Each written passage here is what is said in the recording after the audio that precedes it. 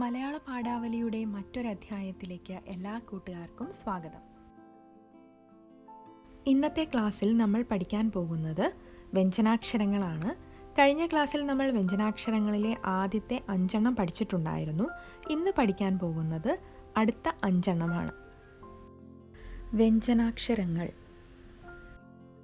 ച, ഛ, ജ, ഝ, ഞ. ഒരിക്കൽ കൂടി നമുക്ക് പറഞ്ഞു നോക്കാം. വ്യഞ്ജനാക്ഷരങ്ങൾ: ച, ഛ, ജ, ഝ, ഞ.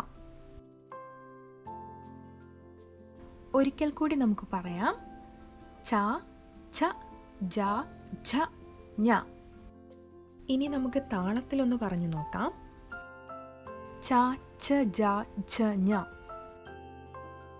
ഇനി നമുക്ക് ഒരുമിച്ചൊന്ന് പറഞ്ഞു നോക്കിയാലോ. ച, ഛ, ജ, ഝ, ഞ.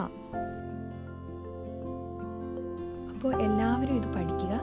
അടുത്ത ക്ലാസ്സിൽ വീണ്ടും കാണാം.